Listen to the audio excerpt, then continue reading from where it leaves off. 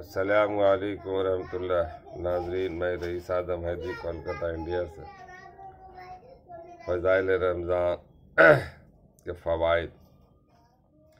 اس حدیث میں حضرت جبرائیل علیہ السلام نے 3 بددعائیں دی ہیں اور حضور اقدس صلی اللہ علیہ وسلم نے ان تینوں پر آمین فرمائی۔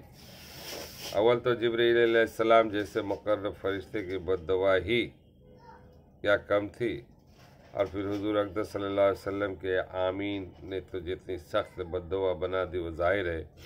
اللہ ہی اپنے فضل سے ہم لوگوں کو ان تینوں چیزوں سے بچنے کی توفیق عطا فرمائے اور ان برائیوں سے محفوظ رکھے، ورنہ ہلاکت میں کیا تردد ہے۔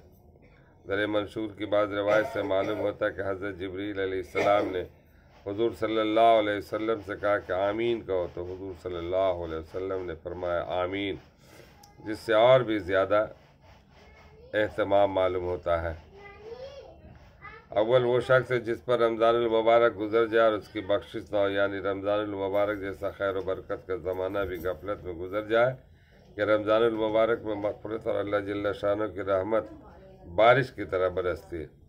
بس جس شخص پر رمضان المبارک کا مہینہ بھی اس طرح گزر جائے کہ اس کی بد اعمالیوں اور کوتاہیوں کی وجہ سے وہ مغفرت محروم رہے، تو اس کی مغفرت کے لیے اور کون سا وقت ہے اور اس کی ہلاکت میں کیا تعامل ہے۔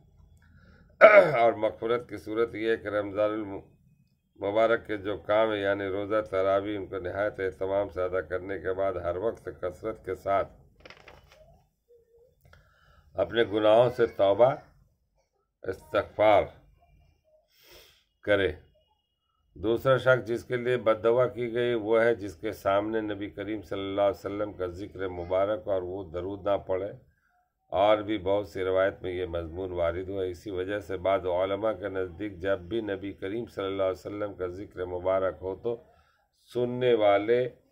سننے والوں پر درود شریف کا پڑھنا واجب ہے۔ حدیث بالا کے علاوہ اور بھی بہت سے وعیدیں اس شخص کے بارے میں وارد ہوئی ہیں جس کے سامنے حضور صلی اللہ علیہ وسلم کا تذکرہ اور وہ درود نہ بھیجے۔ بعض احادیث میں اس کو شقی اور بخیل تر لوگوں میں شمار کیا گیا ہے۔ نیز جفاکار اور جنت کا راستہ بھولنے والا، حتیٰ کہ جہنم میں داخل ہونے والا اور بدوین کی تک فرمایا ہے، یہ بھی وارد ہوا ہے۔ اور بددین تک کا فرمایا ہے، یہ بھی وارد ہوا ہے کہ وہ نبی کریم صلی اللہ علیہ وسلم کا چہرہ انور نہ دیکھے گا۔ محققین علماء نے ایسی روایت کی تعویل فرمائی ہو، مگر اس سے کون انکار کر سکتا ہے کہ درود شریف پڑھنے والے کے لیے آپ کے ظاہر ارشادات اس قدر سخت ہیں کہ ان کا تحمل دشوار ہے، اور کیوں نہ ہو کہ آپ کے احسانات امت پر اس سے کہیں زیادہ ہیں کہ تحریر و تقریر ان کا احصار کر سکے۔ اس کے علاوہ آپ کے حقوق امت اور اس قدر زیادہ ہیں کہ ان کو دیکھتے ہوئے درود شریف نہ پڑھنے والوں کے حق میں ہر وعید اور تنبیہ بجا اور موضوع معلوم ہوتے ہیں۔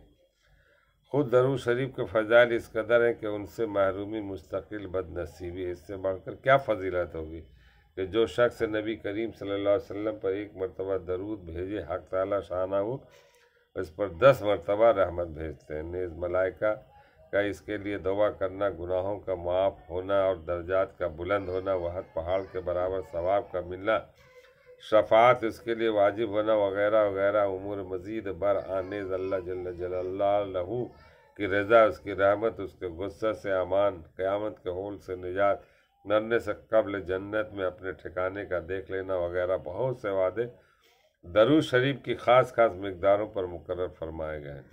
ان سب کے علاوہ درود شریف سے تنگی معیشت اور فکر دور ہوتا ہے اور اللہ اور اس کے رسول کے دربار میں تقرب نصیب ہوتا ہے، دشمنوں پر مدد نصیب ہوتی ہے اور قلب کی نفاق اور زنگ سے صفائی ہوتی ہے، لوگوں کو اس سے محبت ہوتی ہے۔ اور بہت سی بشارتیں جو درود شریف کی کثرت پر احادیث میں وارد ہوئی ہیں، فقہا نے اس کی تصریح کی ہے کہ 1 مرتبہ عمر بھر میں درود شریف کا پڑھنا عملاً فرض ہے، اور اس پر علماء مذہب کا اتفاق ہے۔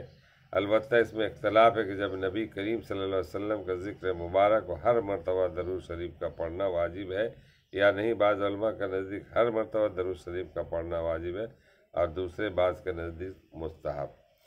اللہ تعالی ہم لوگوں کو درود شریف کے کثرت سے پڑھنے کی توفیق عطا فرمائے۔ اتنے سارے فوائد، اتنے سارے فضائل اللہ تعالی बैठे बैठे हम लोग के बेशुमार नेकियां मिलती है, उस पर भी हम लोग कतराते हैं। अल्लाह के हुजूर सल्लल्लाहु अलैहि वसल्लम का नाम आया और दरूद शरीफ ने खामोशी अख्तियार, तो इससे और बड़ा नुकसान और खसारा क्या हो सकता है। बहरहाल अल्लाह ताला हम लोगों को अमल करने की तौफीक अता फरमाए। इस वीडियो को दूर दूर तक फैलाएं, ये भी एक सदका जारिया। मैं रईस आज़म हैदी, कोलकाता, इंडिया से। अस्सलामु अलैकुम व रहमतुल्लाहि व बरकातुहू।